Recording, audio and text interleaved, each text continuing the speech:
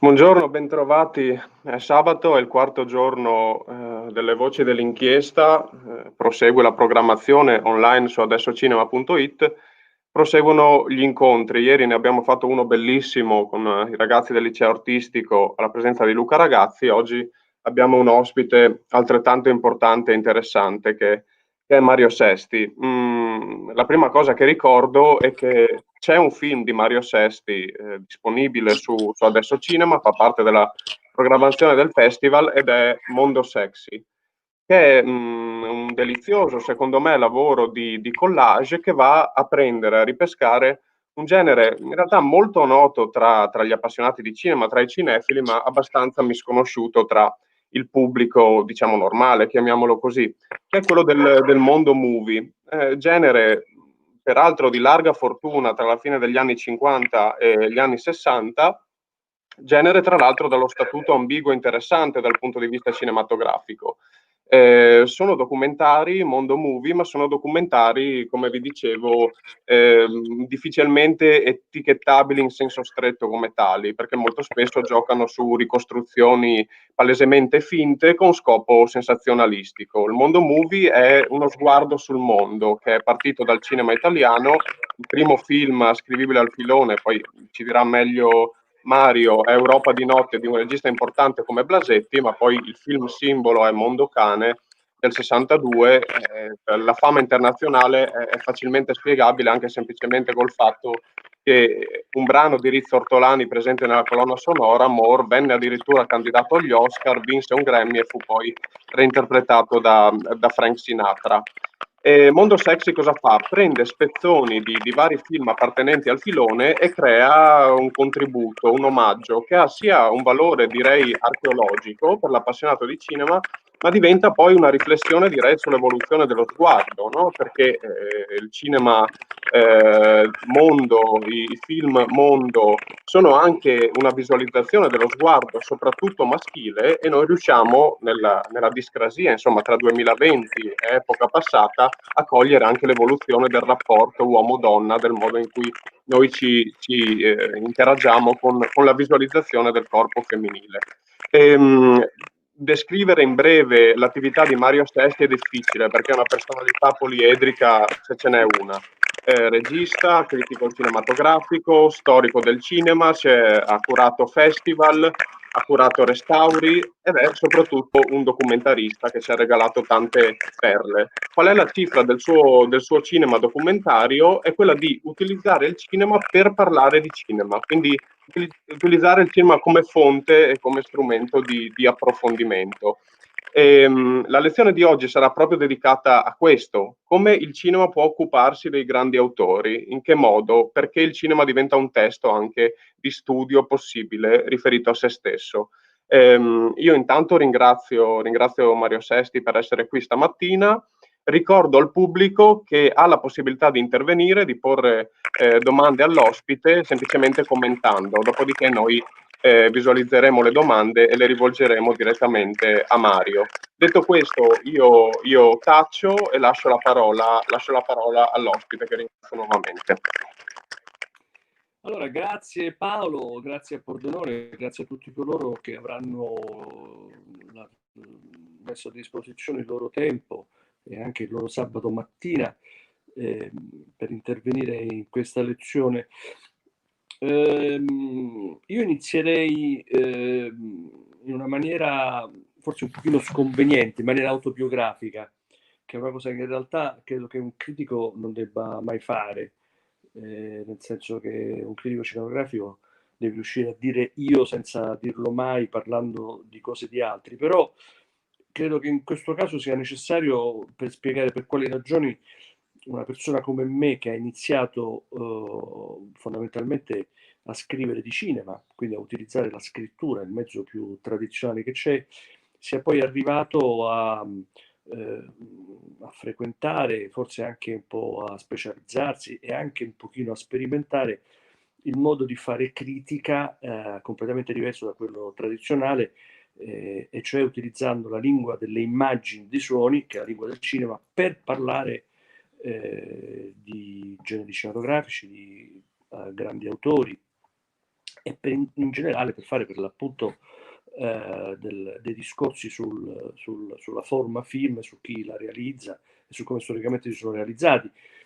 Io ho iniziato a fare questo lavoro fondamentalmente, credo, nella maniera che assicura dal mio punto di vista il massimo di godimento e anche la postura giusta. Adesso io alzerò un po' l'inquadratura per farvi vedere questo oggetto che sta, vedete, ecco, ho difficoltà a posizionare il dito, ecco, questo oggetto qui è un mirino ed è un oggetto che si usava una volta, credo che adesso si usi più raramente, sul set e l'autore, il regista lo prendeva per così farsi un'idea dell'inquadratura da comporre. Oggi è un oggetto abbastanza inutile perché qualsiasi regista ha alla console un monitor che gli consente di vedere esattamente quello che vede la macchina da presa in tempo reale. Questo oggetto però, appunto, è appartenuto a Pietro Germi. Pietro Germi è stato uno dei registi, oggi molto meno noto di quanto lo fosse all'epoca dei suoi maggiori successi, ma è stato uno dei primi a realizzare film nell'Italia del dopoguerra. Il suo esordio è uno dei primi 8 film realizzati dopo la fine della guerra ed è stato un regista di straordinario successo, ha fatto parte del drappello di punta della scuola neorealista, che come credo saprete se vi occupate un po' di cinema, è stata l'avanguardia più importante della cultura italiana, non solo cinematografica, dell'epoca contemporanea. Ha avuto un impatto decisivo per mettere a punto quello che poi sarebbe stata chiamata la commedia all'italiana. È stato un grande regista di generi diversi, melodramma, noir, eccetera. Perché dico questo? Perché era uno dei miei registi preferiti. Ho amato i suoi film prima ancora di capire che avrei potuto occuparmene come critico. A un certo punto, quando la mia carriera, la mia formazione professionale ha avuto la fortuna necessaria, anche credo il mio investimento per raggiungere una posizione di una certa solidità, mi hanno chiesto di scrivere un libro. Merichetti mi ha chiesto di scrivere un libro negli anni 90. In realtà la storia è un pochino più complicata, però la faccio più breve. Beh, insomma, a un certo punto, quando ho dovuto scrivere un libro su quello che io ritenevo fosse uno dei miei registi preferiti, ho detto farò una cosa come si fa nei film, cioè mi metto in pista, raccolgo le testimonianze di tutti coloro che hanno conosciuto Pietro Germi, e ce n'erano di tantissime, allora molte di queste purtroppo non ci sono più. Fulvio Scarpelli, tantissimi altri, insomma, moltissimi suoi collaboratori. Da lì, perché di tutto questo? Perché a un certo punto ho iniziato a raccogliere delle registrazioni audio-video, quindi ho avuto a un certo punto il materiale necessario per fare un documentario e mi sono reso conto che quello che avrei potuto dire attraverso le immagini e i suoni era un completamento straordinario del libro che poi ho scritto per Baldini e Castoldi, per la collana diretta allora da Merichetti, e che poi ha avuto un successo singolare perché ha riaperto un po', diciamo così, l'attenzione su questo regista che all'epoca era considerato alla stregua di Fellini o come Bertolucci nella generazione successiva, cioè un regista grandissima personalità.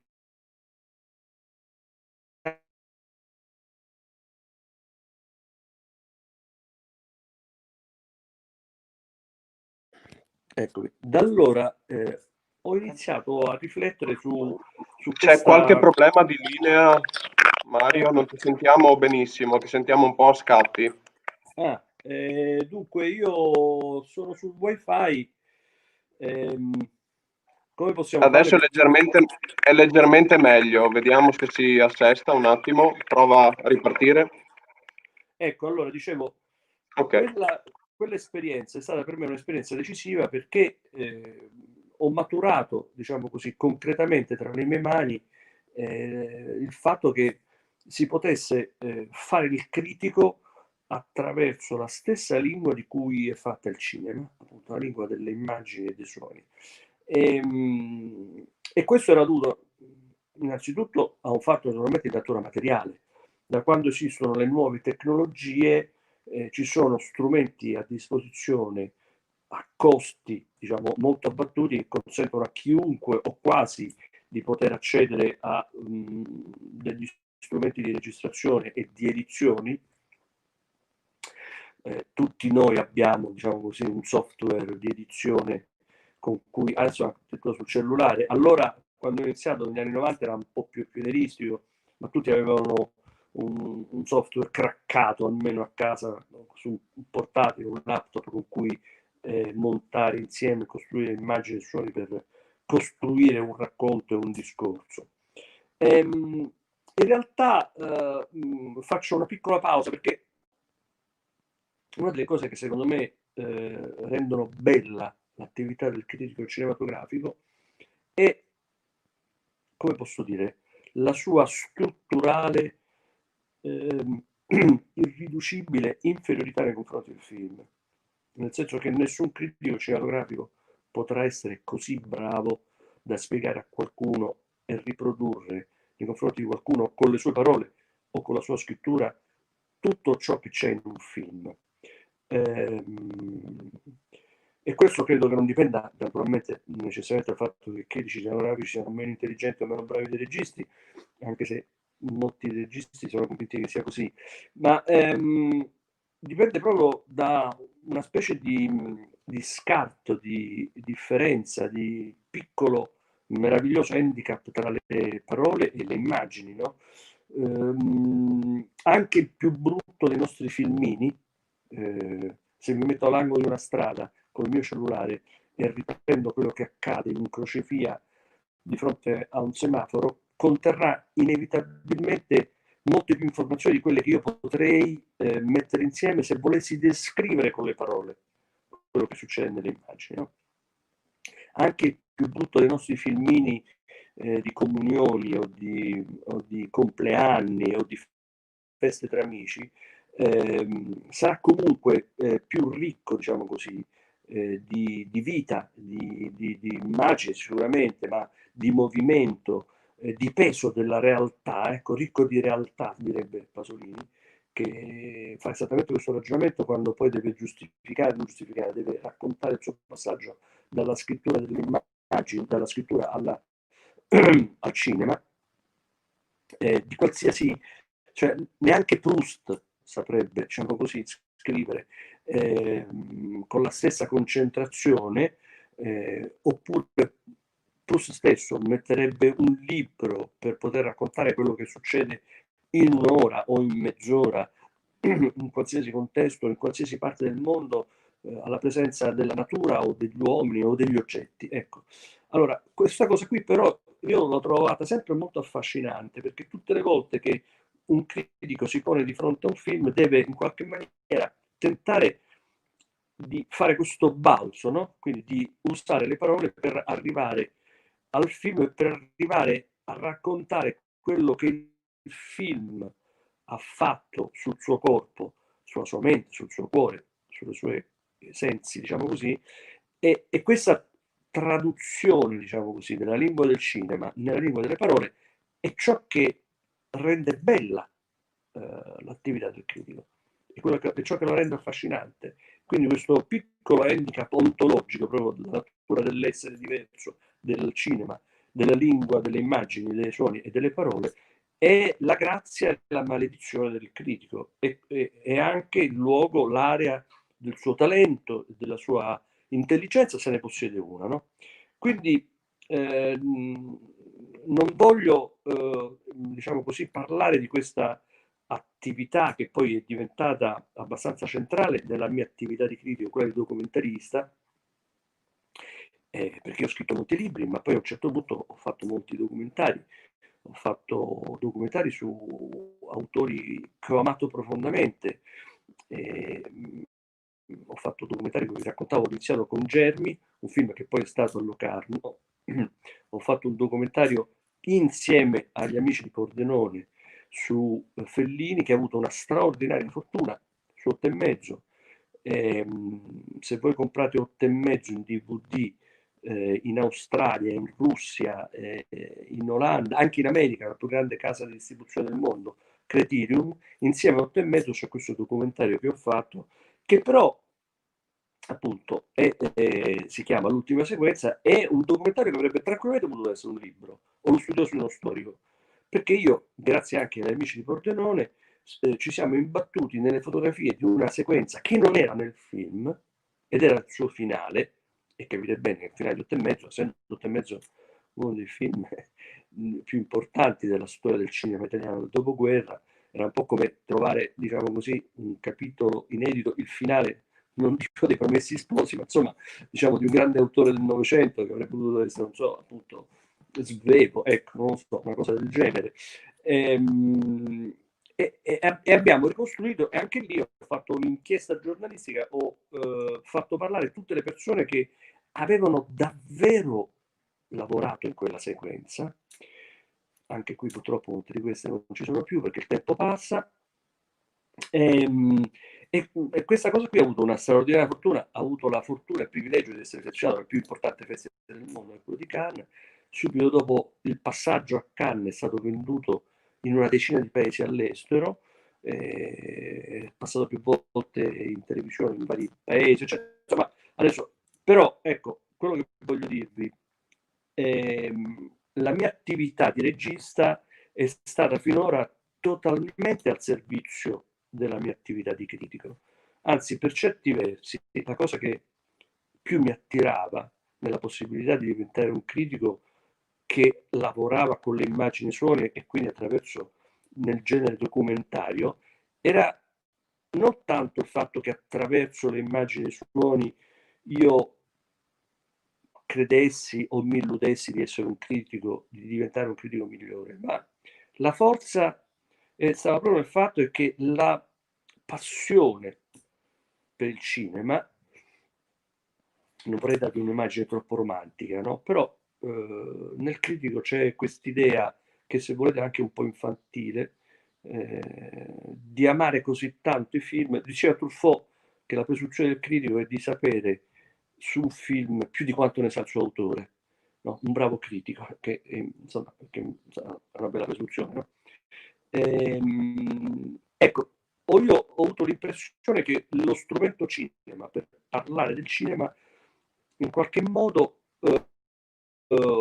riuscisse soprattutto a dare forza, energia e maggiore potere a questo aspetto qui, alla possibilità di entrare, come dire, in una maggiore intimità con il film, con il momento, con coloro che l'hanno fatto e con naturalmente il cuore, anche il senso, quindi il significato e la lettura del film stesso. No? Il caso di più, appunto, più esemplificativo è proprio quello che citavo prima.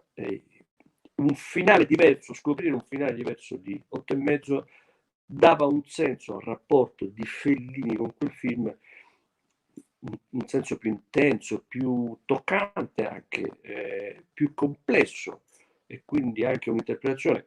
Dava anche una possibilità in più, perché per quel film, ecco, vi faccio un esempio molto specifico per capirci.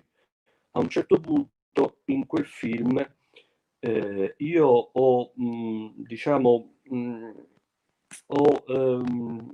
ho usato un rumore di vento che è tipico dei film di Fellini.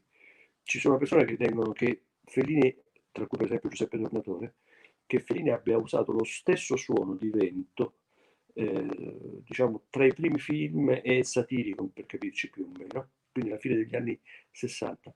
Io ho usato quello stesso rumore, quello stesso suono per commentare delle fotografie che gli amici di Pordenone di Cinema Zero mi aveva messo a disposizione e naturalmente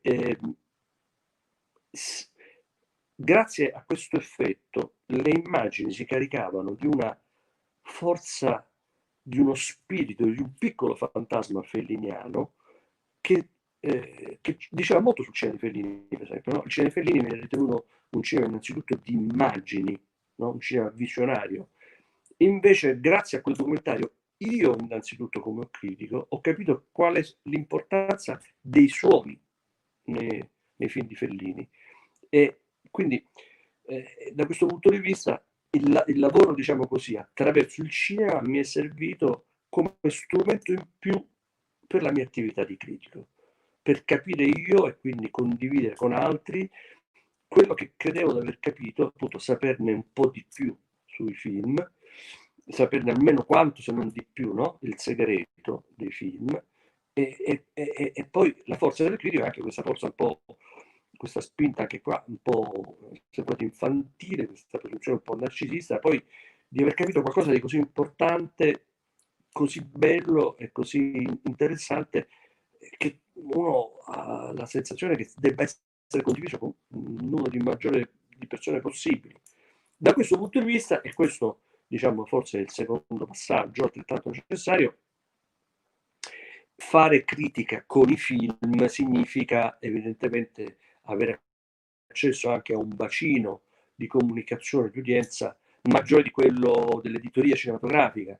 L'editoria cinematografica innanzitutto è un'editoria specializzata, ha avuto una particolare fortuna in Italia, diciamo fino agli anni 70, quando esisteva una collana, Castoro Cinema, diretta da Fernando Di Giammatteo, edita dalla Nuova Italia, che in alcuni casi è una collana monografica per registi, con una copertina, un formato quadrato molto particolare, la copertina è in bianco e nero, e ci sono titoli come il Kubrick realizzato da Enrico Magrelli che credo che abbiano venduto fino a 50, 60, 70 mila copie. Per capirci, oggi un libro di cinema, nella migliore delle ipotesi, difficilmente supera le 5.000 copie. Io ho scritto un libro di cinema nel 2006 per Feltrinelli, una casa editrice maggiore, in quel film c'è un segreto, si chiama, e non credo che abbia superato le 4.500 copie, mentre per l'appunto l'impressione con i film documentari è che da una parte abbiano un'accessibilità maggiore e quindi non c'è bisogno di avere una laurea in critica cinematografica per essere incuriositi da un documentario che nel frattempo, ecco, l'altra cosa fondamentale che riguarda probabilmente ancora più da vicino le voci dell'inchiesta, il genere documentario è un genere che ha subito una trasformazione darwiniana molto interessante. Il documentario è stato il primo genere cinematografico. I Lumière hanno iniziato facendo documentari, semplicemente registrando. C'è chi ritiene, come il critico francese Serge Danet, che è probabilmente il critico francese più importante, diciamo così, della contemporaneità, scomparso purtroppo, se non ricordo male, alla fine degli anni 90, che diceva il cinema è registrazione, al regista no.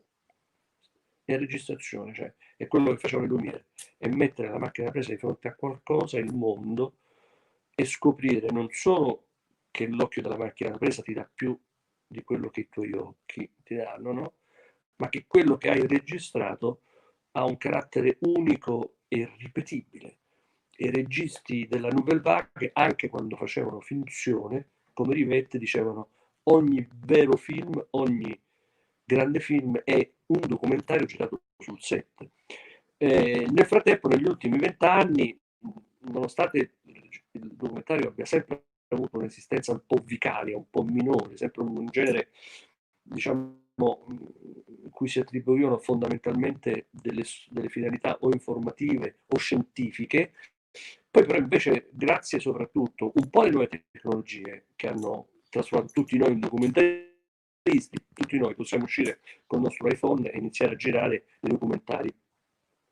Dall'altra le piattaforme, la diversificazione delle possibilità di sfruttamento e di visione dei film hanno aperto degli spazi che poi sono stati spesso quasi immediatamente occupati dal documentario, e questo ha fatto crescere il documentario, nel senso che il documentario stesso ormai è un genere, a differenza di quello che si teneva negli anni 70 con Cinema Verità, che non ha alcun senso di colpo o di inferiorità nell'usare strumenti tradizionali del cinema di funzione, come una bella colonna sonora, l'animazione, in alcuni casi anche degli elementi di finzione come la drammatizzazione, la manipolazione digitale delle fotografie, anche qui le nuove tecnologie hanno avuto un'importanza fondamentale.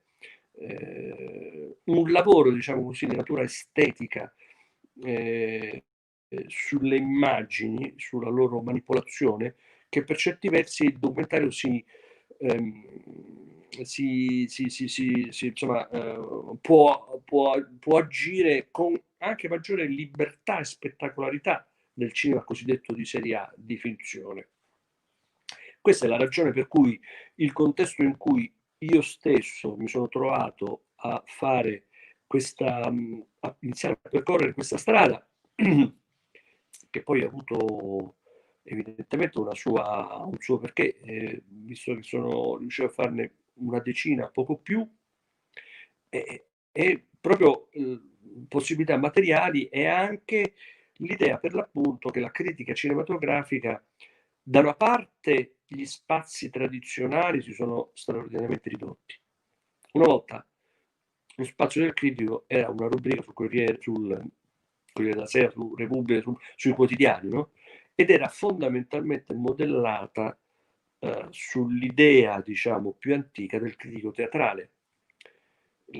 Se voi leggete le prime critiche cinematografiche che vengono fatte in Italia, fondamentalmente nei primi anni del Novecento, a Torino e a Napoli, il modello è quello del critico teatrale. Il critico teatrale era uno che sì, andava a vedere uno spettacolo, ma fondamentalmente raccontava anche quello che succedeva in sala, era un cronista, no? I primi critici cinematografici sono persone che descrivono innanzitutto la natura di evento, di alcune produzioni, soprattutto in un contesto borghese, e poi sono dei cronisti, sono dei giornalisti cinematografici che raccontano la storia del film e il modo in cui il pubblico reagisce in sala. Evolvendosi, la critica cinematografica è diventata sempre più invece qualcosa che per certi versi era più vicino alla critica letteraria, quindi l'analisi, l'apprezzamento, il giudizio di un testo. Io faccio una breve parentesi, sono sempre stato convinto che la cosa più bella del critico non è, diciamo così, esprimere un giudizio, anche se inevitabilmente poi qualcosa del genere in tutti i testi critici evidentemente sta sotto o sopra o all'interno di quello che viene scritto. Quello che a me è sempre piaciuto dell'esperienza del critico è fondamentalmente il modo in cui qualcuno usa il proprio corpo per percorrere l'esperienza che il film ti propone e poi costruisce un resoconto di questo viaggio.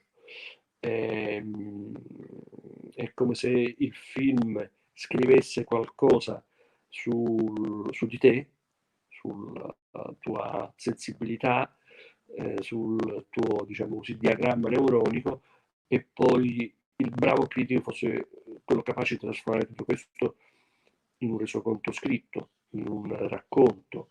Per questa ragione i brutti film non sono meno importanti dei bei film.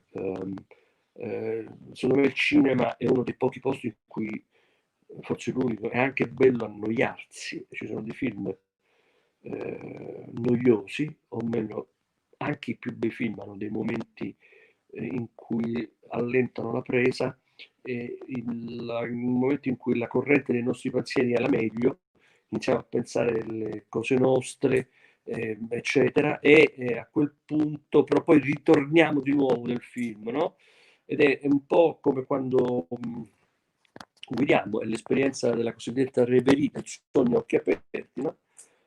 Quando guidiamo, a un certo punto, magari dei percorsi che abbiamo fatto tantissime volte non riescono a distaccarci, diciamo così, o a colpirci con la nostra attenzione, e quindi scattano le nostre fantasie e il nostro corpo agisce automaticamente, poi a un certo punto ci rendiamo conto, siamo già arrivati lì, ecco, no? Qualcosa del genere succede anche nei film, ed è bello questo andare fuori e dentro. È un'esperienza, diciamo così, di intensità nella propria esperienza, della propria esistenza corporea e anche mentale, che il cinema offre insieme a quella di un racconto o a quella di un percorso emotivo. Quindi, diciamo, adesso per venire un po' al dunque, che per l'appunto questo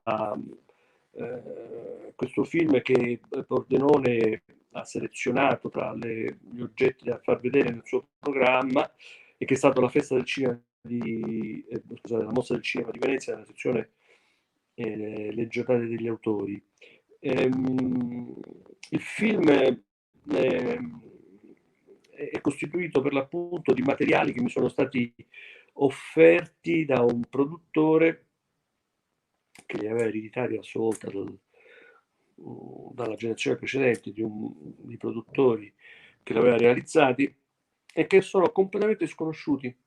Sono titoli per l'appunto di un genere del mondo movie. In realtà quelli più noti sono quelli di Jacopetti, sono successivi.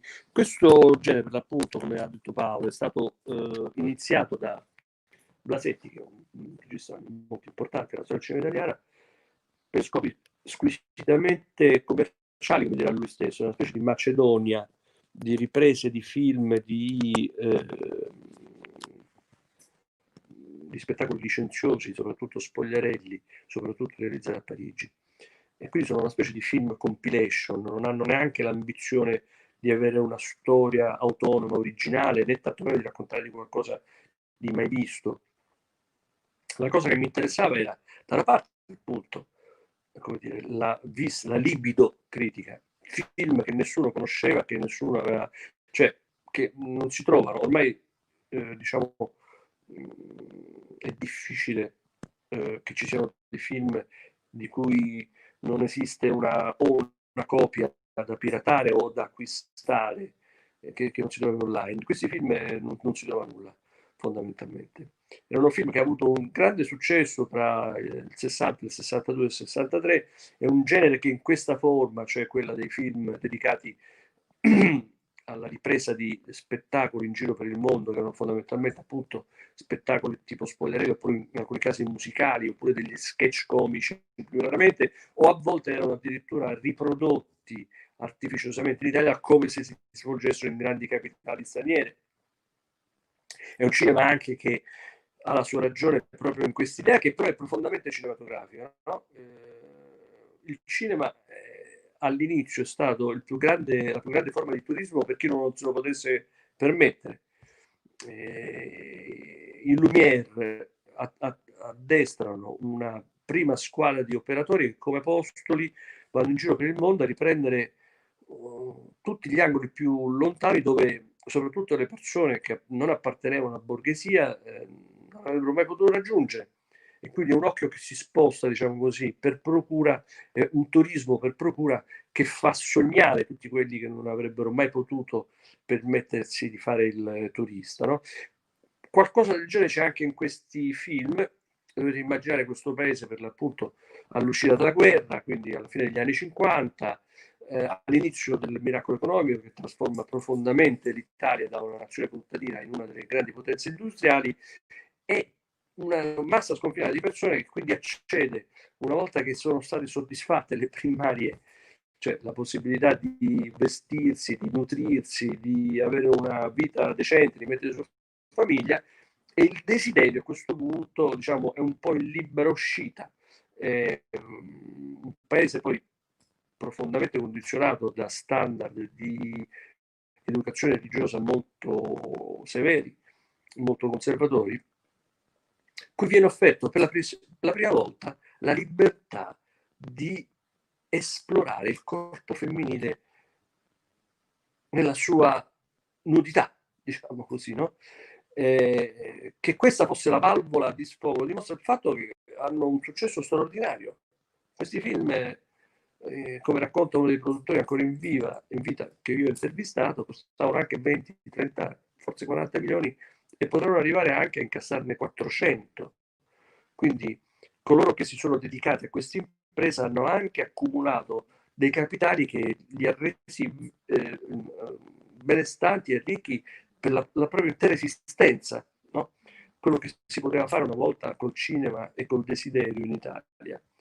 E quindi l'idea di poter costruire, no, un film facendo vedere le immagini di questi film che non si vedevano da anni e che nessuno poteva vedere, e quindi scovare, appunto, come diceva Paolo, l'archeologia, entrare in una tomba etrusca e scoprire un sepolcro o un'immagine che nessuno ha mai visto dal momento in cui quella società che l'aveva prodotto era scomparsa. scomparsa, no?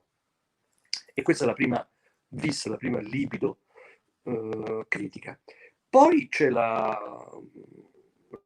così, la bellezza di interpretare queste immagini.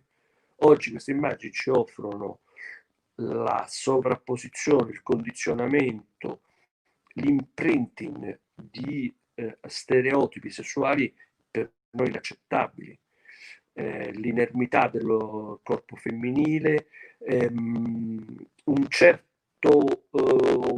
certa tendenza, diciamo così, alla dominazione di questa inermità, oltre al fatto che poi si infiltrano in maniera ancora più tossica degli stereotipi razziali che fanno sì, per esempio, che le uniche donne di cui si possono vedere i seni integrali siano di colore, perché la censura aveva fissato questo compromesso, come tutti i compromessi censori, oggi appare grottesco e ridicolo, che si potesse vedere il seno, ma a patto che il capezzolo fosse coperto, come se questa potesse essere in qualche modo una condizione, una norma che possa essere una forma di intelligenza o addirittura fosse un antidoto o un'obiezione nei confronti del desiderio. Come è noto, poi la censura è soprattutto specializzata per costruire delle norme che proprio per impedimento aumentano il desiderio con piccole, appunto, poco piccole, diciamo così, assolutamente non essenziali forme di occlusione della visione. Anche qui, naturalmente, avendo poi maturato una certa esperienza nel fare i film, la bellezza sta anche nel riuscire a mettere in campo dei modelli di narrazione di racconto in grado di gestire l'attenzione di spettatori per più di un'ora.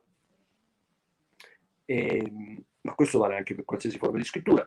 Anche chi scrive deve essere capace di tenere desta l'attenzione di un interlocutore attraverso la qualità, diciamo così, del proprio testo.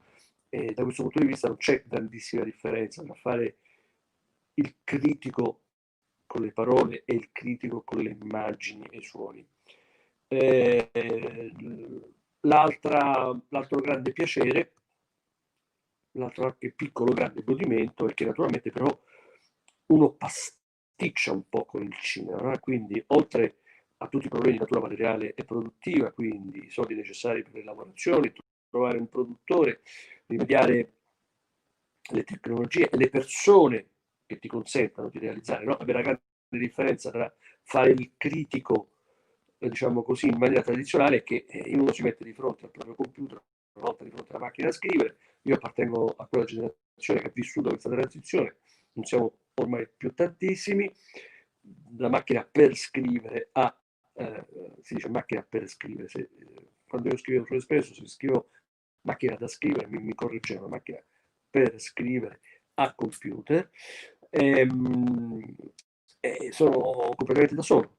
È la solitudine che naturalmente è un vantaggio, ma anche forse una mancanza di altre opportunità. Quando fai i film, anche i miei documentari e critico, io comunque devo avere a che fare con tutta un'altra serie di persone che mi mettono a disposizione le loro competenze, un musicista, un operatore e infine soprattutto un montatore con i quali io devo dialogare, devo collaborare e dobbiamo insieme riuscire a raggiungere un punto di efficienza e produttività che ci garantisca poi la realizzazione di un documentario, di un film che il documentario può durare intorno ai 50 minuti, se può andare in sala deve superare i 74, che comunque è un'operazione, diciamo così, non banale, non ordinaria, tutto questo, no? La vera differenza è questa, appunto, posso mettermi davanti a un computer e scrivere un saggio bellissimo anche in una settimana, forse in un mese.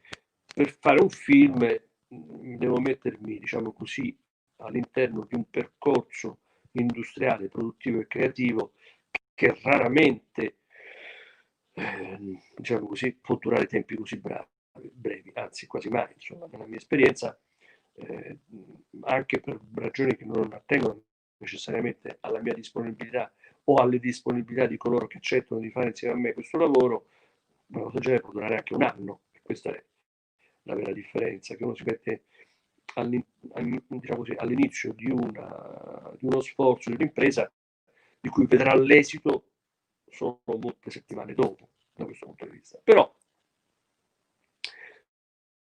sono qui per raccontarvi in realtà che tutto questo, almeno nella mia esperienza, può avere un esito molto positivo.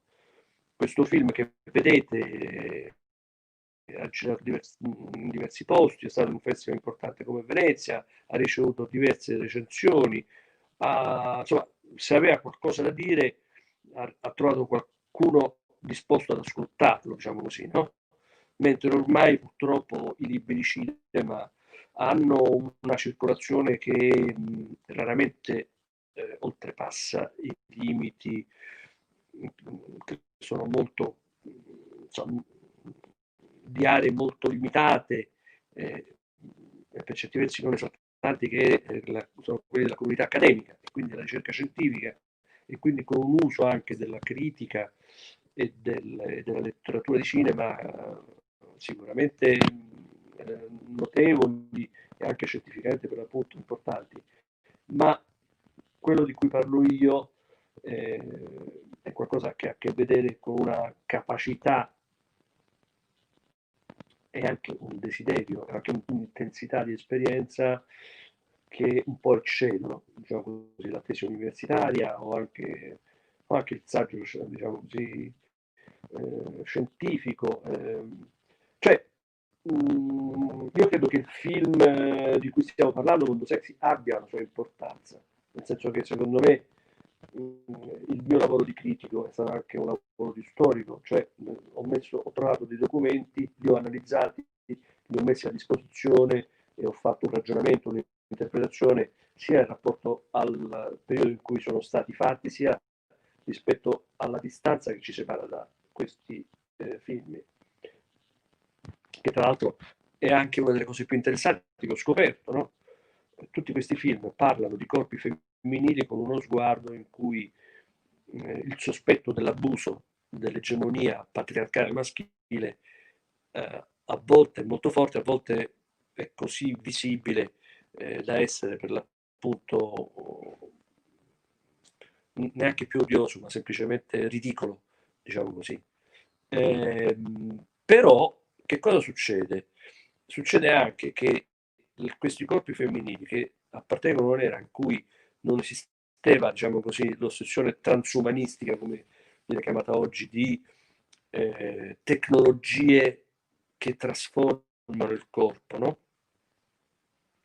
La chirurgia estetica soprattutto, che ha, come sappiamo, letteralmente rivoluzionato anche, non c'è, per la stessa ragione, per certi versi potremmo dire, l'influenza dell'estremismo dello sguardo femminile sul proprio corpo, che tende, un po' come lo sguardo maschile, a alterarne profondamente i caratteri, i tratti, eccetera, senza dare un giudizio ovviamente, no? Spesso nel quotidiano ne vediamo gli aspetti più deteriori, ma sicuramente diciamo al netto diciamo degli aspetti negativi e positivi, ma l'ecologia estetica ha sicuramente rivoluzionato l'aspetto, il modo in cui anche le donne gestiscono la propria apparenza, il proprio apparire agli altri, no? Ecco, la mancanza di tutto questo ci fa scoprire anche però un corpo femminile che per certi versi, per usare un termine pasoliniano, non è ancora finito, diciamo, nell'area di omologazione di natura tecnologica che queste forme di chirurgia inevitabilmente implicano.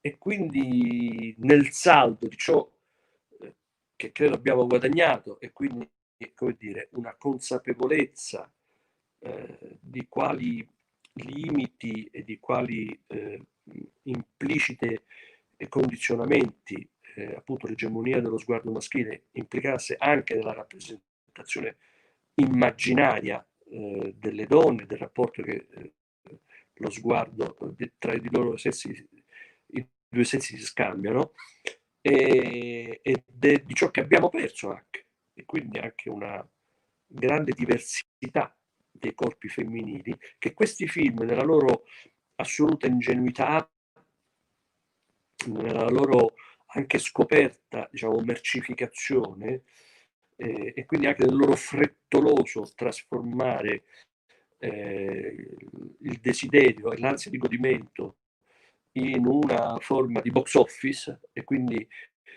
tramite un racconto per immagini e suoni, ci facciano vedere qualcosa che oggi ci sembra prezioso perché forse l'abbiamo perso, e quindi la varietà dei corpi femminili, per esempio, no?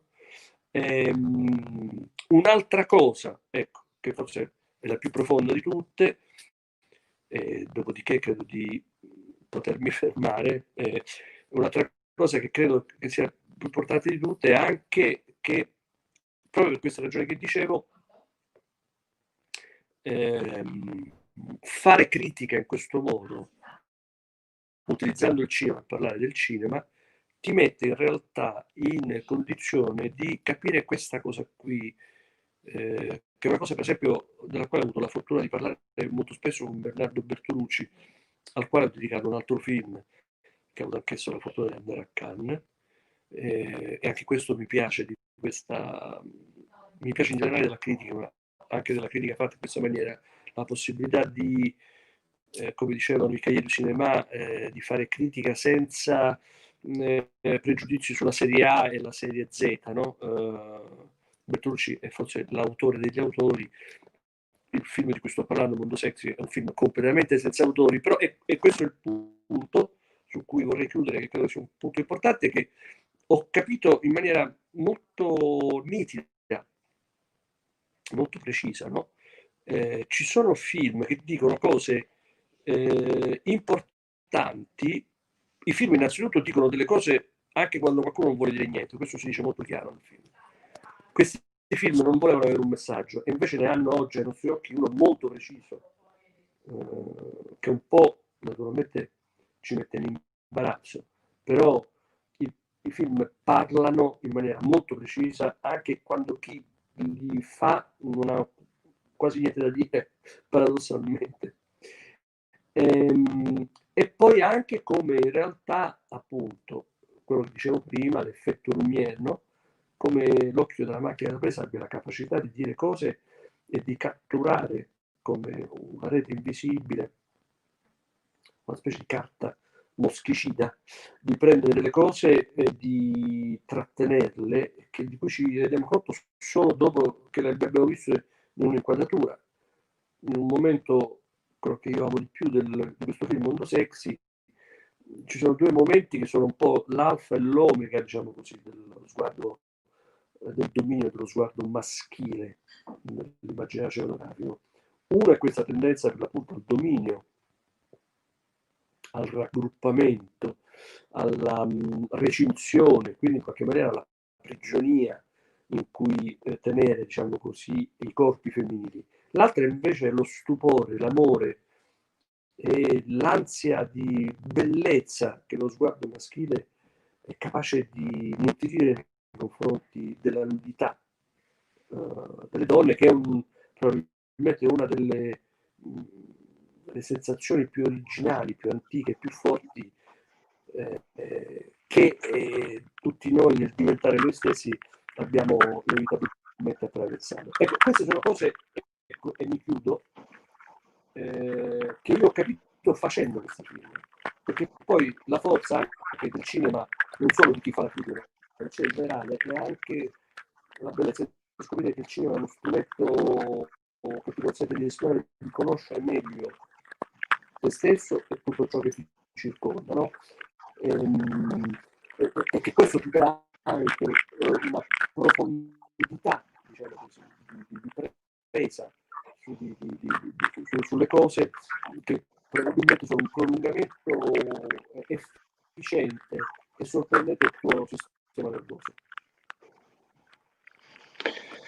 Bene, grazie per il bellissimo percorso attraverso il tuo cinema, non solo, perché poi in realtà sono entrate in campo anche questioni teoriche di rilevante importanza.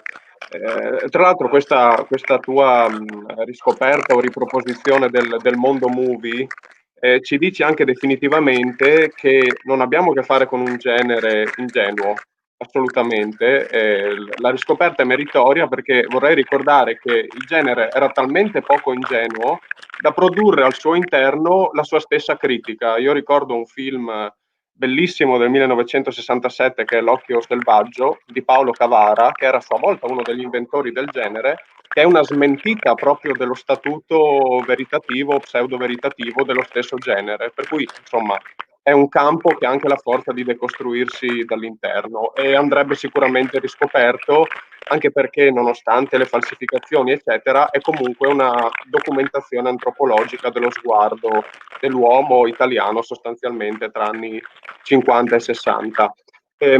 Farei un attimo io una domanda prima di insomma, leggere una che vedo arrivare dal pubblico. Mi ha colpito molto, era particolarmente interessante il passaggio nel quale ti sei soffermato sulla fisicità del mestiere del critico. Io ricordo un passo molto bello nell'analisi del film di Bellour, in cui il critico francese racconta proprio la fatica del critico di un tempo, anche semplicemente nell'annotare sul taccuino nella sala scura quanto passava sullo schermo in maniera non fermabile, quasi irrevocabile.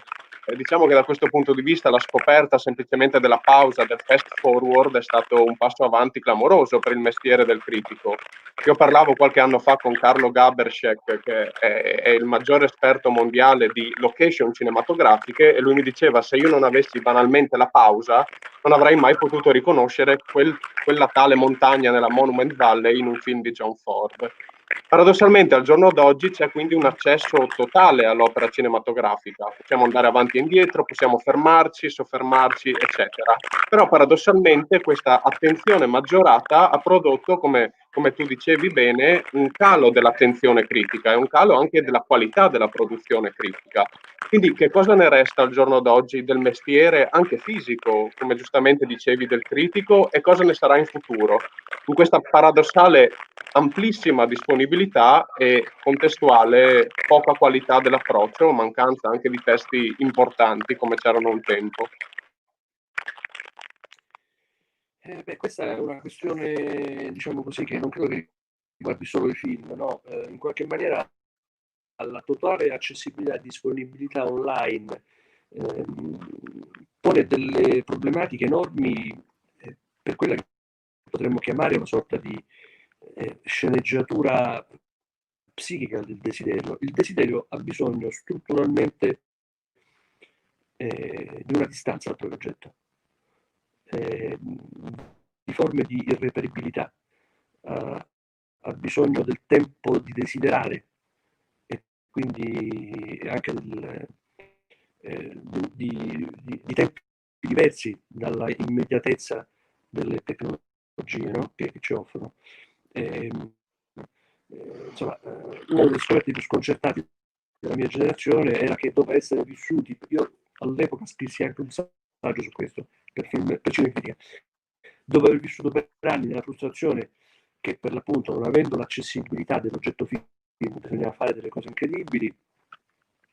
C'è un bellissimo articolo di Enrico Ghezzi che racconta a un certo punto che costrinse Beniamino Placido ad andare da Roma al Livorno per vedere L'Esorcista 2, nonostante Beniamino Placido non ritenesse che ne valesse la pena per esempio.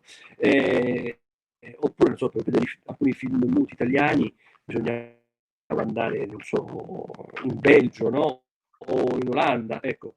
Una volta però che questa accessibilità è diventata, diciamo così, un dato di fatto del nostro quotidiano, le cassette, no?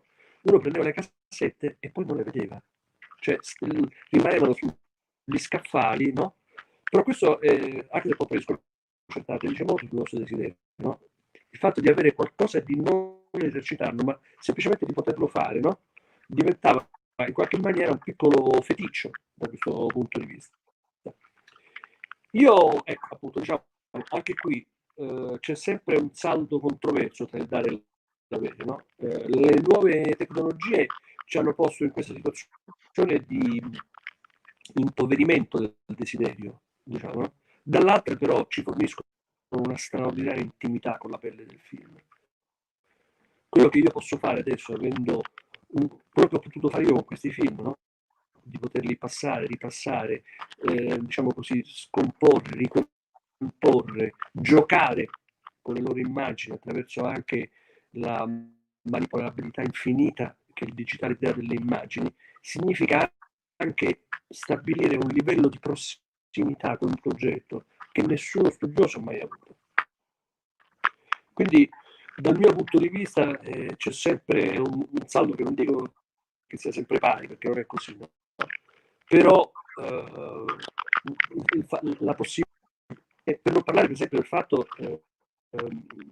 credo che anche tu abbia notato la qualità, che non è il mio merito, quindi posso parlarne bene, ma questi film sono stati restaurati digitalmente, che danno uno smalto straordinario. La scena finale dello spogliarello sulla gondola. Io ho mandato questo film a Gerardo Chussois, che è la persona che si occupa a Cannes della serie di film classici, sul film, e lui mi ha detto: ma dove hai trovato? Ma dove hai trovato questo film? Cioè ha una qualità di immagine, una scena che sono un film di David Lean, no? Cioè un film del produttore dei film più costosi dell'epoca, no?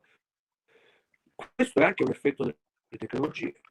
Quindi in qualche maniera ciò che le tecnologie ci tolgono o ci sottraggono, o i problemi che ci pongono per quanto riguarda la scena del desiderio, che è il vero problema, il problema anche dei selfie, non è un problema solo del cinema, diciamo così, in che termini quella roba lì poi influisce sul desiderio dei rapporti tra le persone.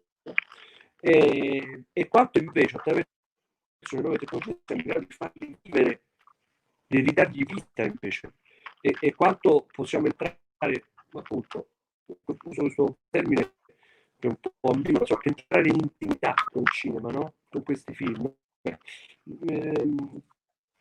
Una delle cose che amo di più di Serge Manet, che è un critico che ho già citato, no? È che lui dice a un certo punto che i film, quando diventano importanti, poi somigliano a delle persone, è come se fossero delle persone. Come, no? Ci sono film un po' come le canzonette, che hanno avuto una tale importanza nella nostra vita per il fatto di averli visti, di essere collegati in determinati momenti, che a un certo punto sono come se fossero degli amici, no? E questa natura, diciamo così, di considerare dei film come se avessero una soggettività loro, no? Viene molto amplificata dal fatto che tu hai una tecnologia che è in grado di attraversare e di conoscere, di esplorare, di battere le immagini che sono fatte, e anche per l'appunto, come è accaduto nel mio caso, di ridargli, non dico vita, ma insomma, di riproporli in un altro contesto, in un altro racconto, no? È una forma di ermeneutica audiovisiva che le tecnologie ci mettono a disposizione e che prima non solo era molto limitata, ma aveva dei costi che si potevano permettere solo delle persone che avessero dietro delle produzioni importanti. No? Ora, teoricamente, chiunque, no, che abbia una capacità di smanettare, eccetera, può, almeno per il proprio diletto, entrare dentro questi film e un po' aprirli e scoprirli e batterli e percorrerli. Quindi, non so se ho risposto alla tua domanda, ma insomma, sono completamente d'accordo con il modo, le difficoltà, diciamo così, di invalidazione del desiderio che le nuove tecnologie impongono, proprio per l'eccesso di prossimità rispetto al mio progetto e l'assoluta accessibilità che serve. Però questa stessa cosa in realtà ti consente poi di rivivere questi film in una maniera che il passato non avrebbe mai potuto. Certo, certo. Io leggerei a questo punto la domanda che vedo di Rosa Baldassar, che chiede, essendo lei un critico cinematografico, cosa intende con film belli? Domanda che tutti ci poniamo. Che caratteristiche debbono avere per essere tali? Chiede. La passo a te. Dunque, questa è una domanda bellissima. Potrei cavarmela dicendo che rispondere a questa domanda è quello che sto cercando di fare da quando ho iniziato a fare il critico. Io ho iniziato a fare il critico in maniera molto precoce. Non so se è un merito, non credo, insomma, però allora all'epoca si poteva far sì che una persona come me a 19 anni iniziasse a fare il critico su un quotidiano, anche se in maniera volontaristica, amatoriale, eccetera. Io credo, quello che non so, diciamo, film belli è un'espressione ingenua, però sufficientemente ingenua da essere adottata per capirci. Per me un film bello è un film che mi consente innanzitutto di avere il desiderio di scriverne, e quindi non necessariamente è bello, no? Ci sono anche film che non sono belli in senso tradizionale, di cui ho sentito un forte desiderio di scrivere. E una volta che ne ho scritto, ho capito il tipo di viaggio che mi ha fatto fare e le ragioni per cui considero quel film importante. Ecco, diciamo, se esiste un metodo per capire se un film è bello, almeno per me, è questa cosa qui, naturalmente. E lo dico per me. Questo significa per l'appunto che non ci sono film belli su cui non ho avuto voglia di scrivere. Anzi, ci sono film belli che non mi sono piaciuti. Adesso dico una cosa che forse può un po' scandalizzare. Shining è un film bello che a me non è piaciuto. Nel senso che mi sarei aspettato dal pubblico un film diverso, mi sarei aspettato all'interno dell'horror un film con intensità diverse, però è un bel film Shining, cioè tutte le volte che lo vedo è un bel film, però ecco non è un film, ci sono dei film invece che mi ritornano in testa come delle canzoni senza che io riesca a staccarmene, perché dentro c'è qualcosa, anche solo uno o due momenti, ecco.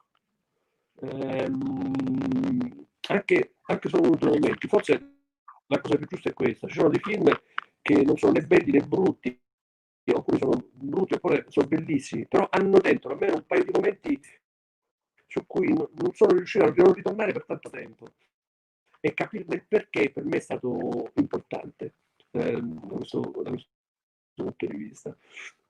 C'è un film di Coreeda, Maborosi, è un film che mi ha letteralmente ossessionato per anni.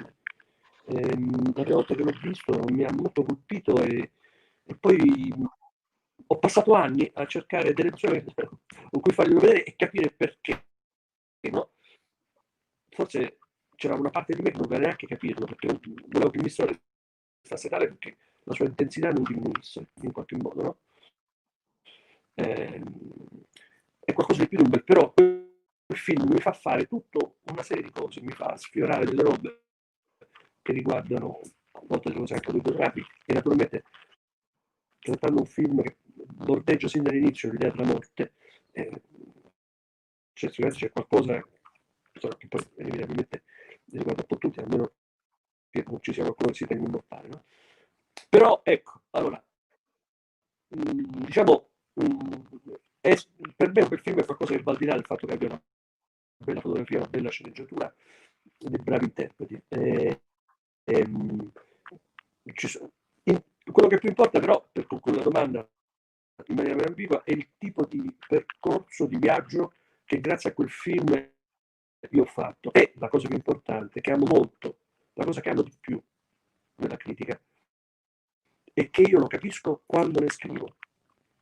Per questo mi piace fare il critico. Cioè, per me fare il critico significa raggiungere una pienezza di comprensione che anche, come dicevo, anche una pienezza fisica. Cioè la mia emozione, una volta che ne scrivo, si amplifica, trova una forma, trova in qualche maniera una sua, come dire, sì, una forma che può essere una sceneggiatura, una storia, un'immagine, una composizione, no? E quindi da questo punto di vista scrivere è il prolungamento di qualcosa che il film mi ha dato. Tante volte scrivere di un film bello genera pelle d'oca tanto quanto il momento in cui lo si guarda. È così.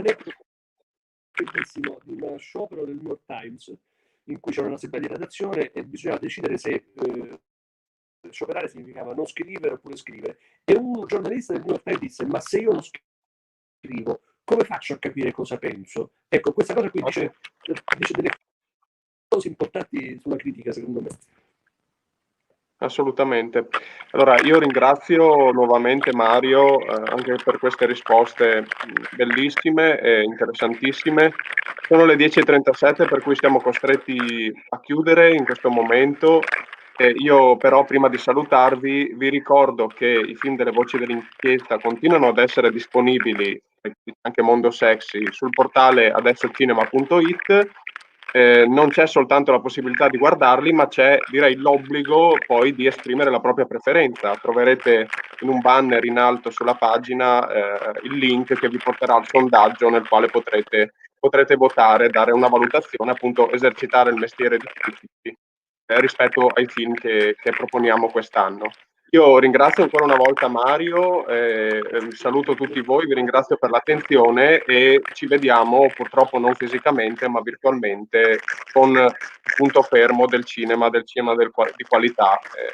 Da una sala Totò purtroppo tristemente vuota ma con le luci accese a testimoniare la persistenza del cinema anche in questo momento di difficoltà. Grazie ancora e buona giornata a tutti. Ciao.